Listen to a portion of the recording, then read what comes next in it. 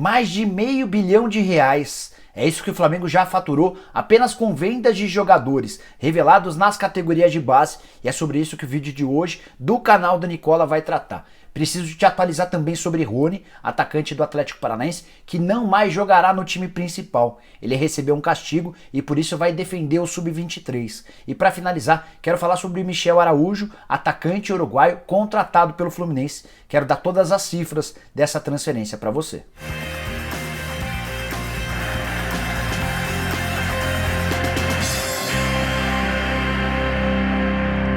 Fala aí pessoal, sou o Jorge Nicola, bem-vindo a mais um vídeo do meu canal. E se você ainda não é inscrito por aqui, aperta esse botãozinho vermelho de inscreva-se, aproveita e também aperta o sininho, porque a partir daí você passa a ser notificado toda vez que eu fizer vídeo novo ou live. Aproveitando que estou fazendo pedidos, se você usa o Instagram, me segue lá, @JorgeNicola, beleza? Bom, bora começar o vídeo falando sobre Michel Araújo, meia atacante de 23 anos de idade, uruguaio, e a grande contratação do Fluminense, pelo menos até aqui, para a temporada. Pelo menos ele já é o mais caro entre todos os contratados. O Flu vai desembolsar $800 mil ou R$3.300.000 por 50% dos direitos econômicos do jogador. Negociação fechada com o Racing do Uruguai. Ele é tratado como uma das grandes promessas do futebol uruguaio e conseguiu se destacar mesmo no ano em que o Racing acabou sendo rebaixado para a segunda divisão.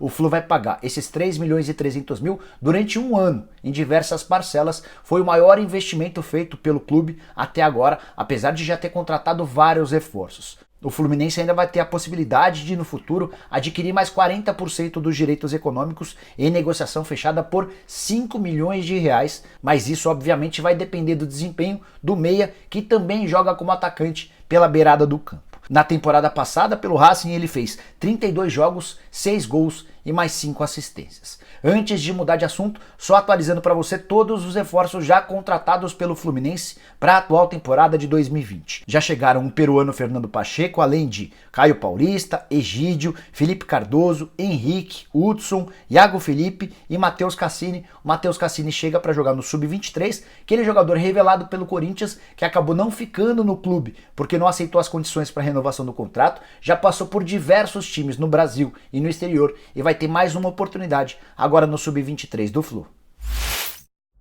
Quero te atualizar agora sobre Rony, que viveu um final de semana bastante agitado. Primeiro por causa do nascimento de sua segunda filha, a Esther, que veio ao mundo na sexta-feira. Depois porque o Rony não aceitou a proposta de prorrogação do contrato feita pelo Atlético Paranaense e, como castigo, recebeu a notícia de que não jogará mais no time principal. Ele vai ter de se integrar a partir dessa segunda-feira ao time Sub-23, aquele que disputa o Campeonato Paranaense e que estreou no final de semana com vitória.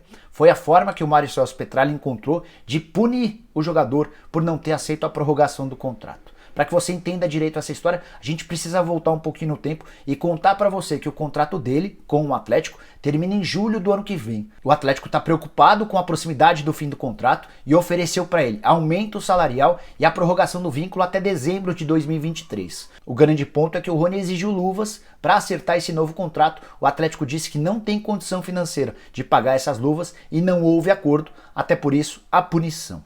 Em meio a toda essa história, Palmeiras e Corinthians seguem bem interessados. Vou dizer mais, Palmeiras já fez uma proposta oficial. Os números não foram revelados, mas o Palmeiras se dispôs a pagar €6 milhões parcelados em longas parcelas para ter o jogador a partir de agora. Esses €6 milhões por 50% dos direitos econômicos do Rony. A atual diretoria do Atlético tem excelente relação com os palmeirenses. Recentemente, inclusive, o Furacão já contratou o Carlos Eduardo do Palmeiras, negócio de $1.200.000 por 20% dos direitos econômicos. O Atlético está convencido de que o Rony não ficará para o restante da temporada. Até por isso, já busca no mercado outras alternativas e um dos nomes especulados durante o final de semana foi do Fernando, atacante revelado no Palmeiras, que se mudou para o Shakhtar Donetsk. Na Ucrânia ele tem jogado bem pouco, mas, ao que parece, o Shakhtar não gostou da possibilidade de vender o atleta para o Atlético Paranaense, então o Furacão vai ter de buscar outros atletas para essa posição. Mas voltando ao caso do Rony, o grande impasse entre ele e o Atlético Paranaense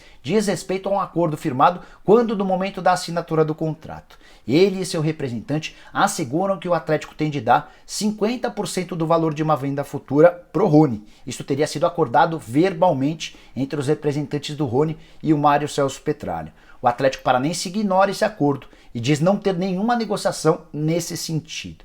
É por isso que o Corinthians acabou ficando de lado nessa negociação. O Corinthians se acertou com o Rony verbalmente, salário, tempo de contrato, luvas, está tudo apalavrado. E o Corinthians se baseou nessa posição do Rony e de seus representantes de que 50% dos direitos econômicos seriam suficientes para sua contratação. Bastava pagar metade desses 12 milhões de euros para se acertar com o Atlético, até porque os outros 50% pertenceriam ao Rony. O Atlético Paranaense não reconhece esse acordo e quer, especialmente para o Corinthians, o pagamento integral dos 12 milhões de euros da multa rescisória. E essa intransigência do Atlético em relação ao Corinthians tem tudo a ver com a negociação do Thiago Nunes. No fim do ano passado, os dirigentes do Atlético ainda não engoliram o fato de o Thiago ter largado o clube no meio do campeonato, não era meio, né? Já era quase a reta final do campeonato, para dirigir o Corinthians no ano seguinte. E se você acha que a história tá maluca, se prepare porque vem coisas ainda piores. Quando o Atlético Paranaense contratou o Rony, ele sabia que estava correndo o risco de ser processado na FIFA.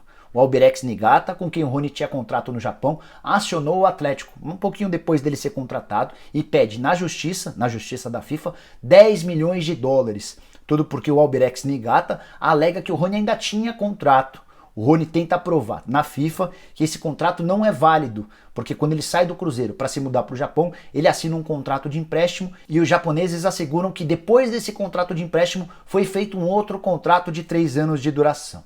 O Rony alega que esse contrato não existe, enfim, tá uma baita discussão. A FIFA recentemente ouviu todas as partes e deve definir em 6 meses uma posição final para ver se multa, se pune o Atlético e o Rony com esse pagamento de 10 milhões de dólares, se atribui qualquer outro valor ou se inocenta o Furacão e o Rony nessa questão. Ah, tem um detalhezinho importante antes de mudar de assunto. Ainda que ele vá para o Palmeiras ou para o Corinthians, essa briga na justiça e uma provável punição vai ser específica para o Atlético Paranaense e não para o próximo clube do Rony, tá? É legal contar isso porque a FIFA está atribuindo, está estudando, está analisando a ação do Atlético Paranaense em relação ao Albirex Niigata. Então, por mais que ele se mude para o Palmeiras, para o Corinthians ou para qualquer outro clube, essa questão envolvendo o Albirex e a FIFA vai ficar restrita ao Furacão.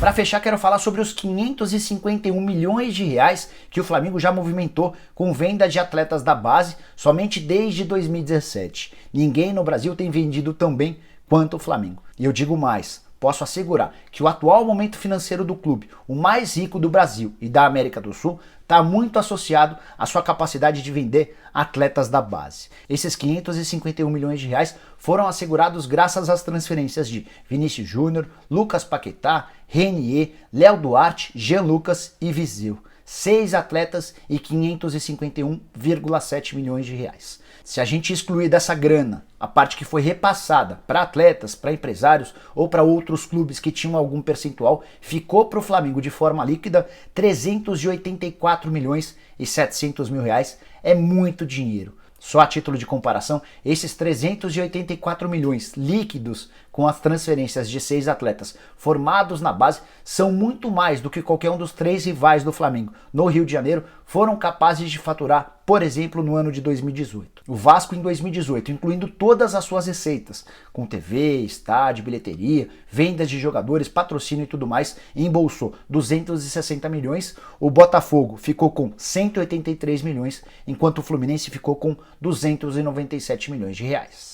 Antes de contar quanto valeram cada uma dessas 6 transferências de atletas da base do Flamengo para times do exterior, queria dar só um outro dado extremamente importante para provar como a gestão do Eduardo Bandeira de Mello, lá atrás, saneando o clube e principalmente investindo em categorias de base, foi decisiva para o atual momento do Flamengo. A maior venda da história do Flamengo até o início dessas transferências era de Renato Augusto, vendido em 2008 para o Bayer Leverkusen em negócio que rendeu ao Flamengo 15 milhões de reais. É isso mesmo, até outro dia a maior venda da história do Flamengo, com um atleta revelado na base, era de 15 milhões de reais do Renato Augusto. Pois bem, com o Vinícius Júnior, o Flamengo fez um negócio de 45 milhões de euros, que equivalem a 164 milhões de reais, pelo menos era esse o valor na época. E desses 164 milhões, o Flamengo ficou com 100 milhões de reais, o negócio foi fechado com o Real Madrid em maio de 2017. Já em relação ao Lucas Paquetá, negociado em outubro de 2018 com o Milan, a transferência foi de 35 milhões de euros, que equivaliam na época a 151 milhões de reais. Como o Paquetá tinha um percentual dessa transferência, sobraram para o Flamengo 106 milhões de reais. O René, que acaba de ser vendido para o Real Madrid, vai render mais dinheiro ao Flamengo do que Vinícius Júnior e Lucas Paquetá. Tudo porque a fatia do Flamengo era maior do que em comparação aos outros e porque o euro acabou se valorizando na comparação com as duas outras transferências. O René está indo para o Real Madrid por 30 milhões de euros ou 136 milhões de reais. O Flamengo, com 80% dessa bolada, vai ter direito a 109 milhões de reais. Então o René rendeu 109 milhões contra 106 do Paquetá e 100 milhões do Vinícius Júnior. Estou falando de valores líquidos, aquilo que entrou nos cofres do Flamengo. O rubro-negro ainda fez outros 3 bons negócios com atletas não tão badalados. O Léo Duarte, zagueiro, foi vendido em julho do ano passado para o Milan, 11 milhões de euros ou 46 milhões de reais. O Flamengo ficou com 30 milhões de reais, referentes a 70% dos direitos econômicos que tinha na oportunidade. Também no ano passado o Flamengo vendeu o Jean Lucas, 8 milhões de euros ou 34 milhões e 700 mil reais, ficando com 27 milhões e 600 mil, transferência para o Lyon da França. O curioso é que o Jean Lucas nem estava no Flamengo e sim no Santos por empréstimo. E para fechar, Felipe Viseu, transferido em janeiro de 2018, ele foi jogar na Udinese da Itália, negócio fechado por 6 milhões e meio de dólares, que equivaliam a 20 milhões de reais. O Flamengo ficou com 12 milhões de reais dessa transferência. O que eu quero dizer com todos esses números? Que o Flamengo só se pode dar o luxo de pagar salários astronômicos. Pelo menos 5 jogadores ganham mais de 1 milhão de reais por mês no Flamengo de hoje em dia. Tudo isso passa pela transferência de atletas revelados na base. Por isso, todos os outros clubes brasileiros precisam ter muita atenção e investimento nas categorias de base, porque os atletas revelados em casa podem fazer diferença no futuro. Bom, pessoal, eram essas as informações que eu queria dividir com vocês. Espero que tenham curtido o vídeo e deem um like por aqui. Quem ainda não se inscreveu no canal da Nicola, aperta o botão vermelho de inscreva-se, aperta também o sininho para ser notificado toda vez que eu fizer vídeo novo ou live, e use o espaço para comentários para deixar opinião, sugestão, pergunta, dúvida, seja lá o que for. Beleza? A gente se vê numa próxima. Até!